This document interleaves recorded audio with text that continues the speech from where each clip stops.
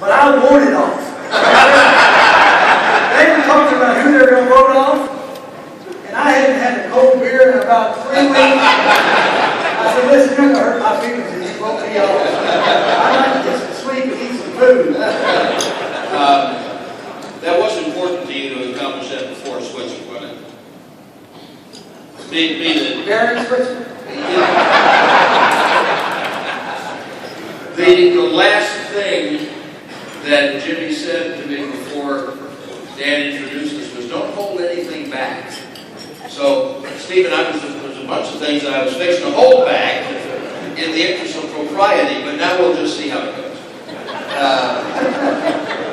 And we were talking downstairs about the fact that the Cowboys have the big preseason finale tonight, and I remember how much Jimmy looked forward to those preseason games. So I said, well, I will tell you just one question that I'm intending to ask you, which is preseason game or cold weather?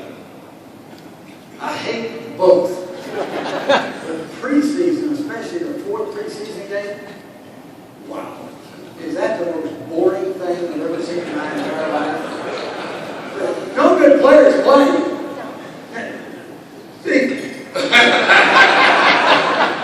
How many series is Romo going to get tonight? Oh. Well, ask him how many series Kyle Orton is going to get tonight. Probably 0. Oh boy. You ought to take those tickets and give them, take them out and give them to some people, right? You don't pay for those things or not? Oh, yes. As you well know. Oh, they did? You know, the reason that Coach Johnson has been, one of the many reasons Coach Johnson has been so incredibly successful is his attention to detail.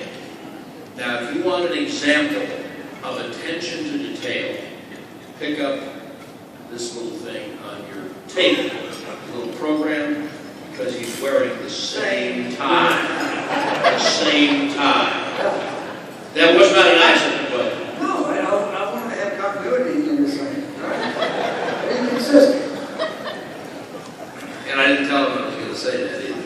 So, but one of the things that I remember most vividly about having the opportunity, the great fortune to work with Jimmy, is that when you were here, history was not your chief interest. You were interested in what was going on today and what was going to happen tomorrow. What happened in the past. However,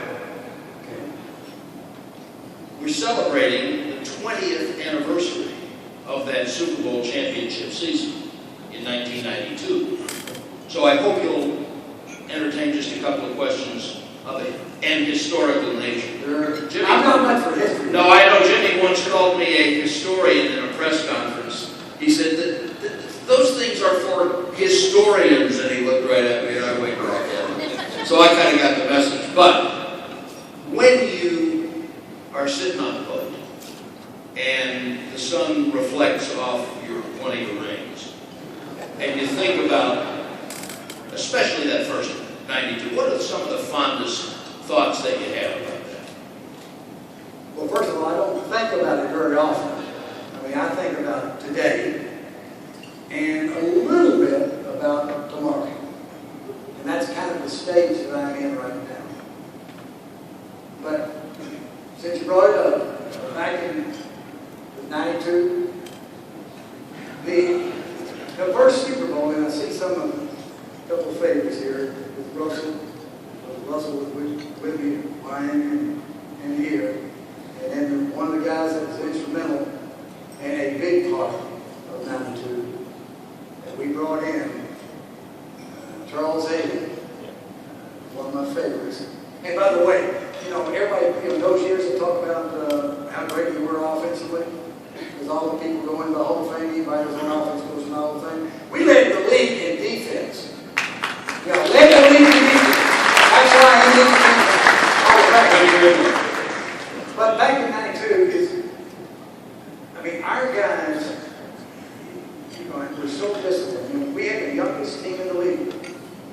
And story, and maybe you've heard it, but something about what we were going to do, get ready for that game for that Super Bowl.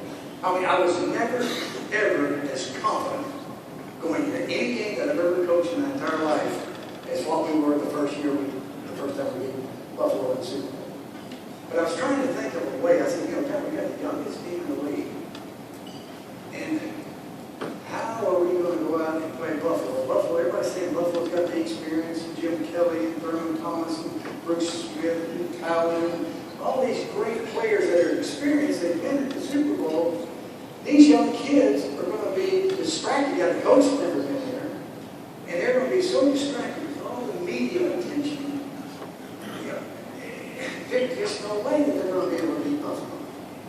So I was kind of thinking it was the Wednesday or so before we headed out to Pasadena.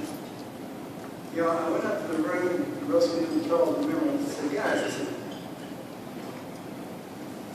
everybody's talking about how Buffalo's experienced and they're going to win this game. I said, they turn it over. We don't turn it over. And let me just tell you something. They talk about distractions and millions of people watching. Just remember this. And excuse my language, I'll clean it up the best I can. I said, if we played their ass out here on this practice field, every one of you know we'll wear their ass out. You know it, because we're a better team. We're better than they are. What about distractions? Who cares about it? Let me tell you something. If I got a 2x4, and I put this 2x4 right up here on this stage, and I said, I want you, each one of you, to walk across this 2x4. Walk from one end to the other. Excuse me, Brad. And I said, every one of you would be thinking, okay, I'm going to walk on this 2x4. No big deal. Because the thought in your mind is you're going to walk from one end to the other. No big deal.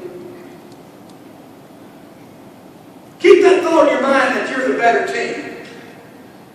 If I take that 2x4 and I put it up 10 feet, 10 feet, and I'm going to say walk from one end to the other, what are you going to do? You're going to be saying, don't fall. Don't fall. Don't fall. You're going to fall. Nate, big old Nate, now I hear these kids. Nate, you can walk from one end to the other. No big deal. Every one of you could. But if you have that thought in your mind that you're going to fall, you're going to fall.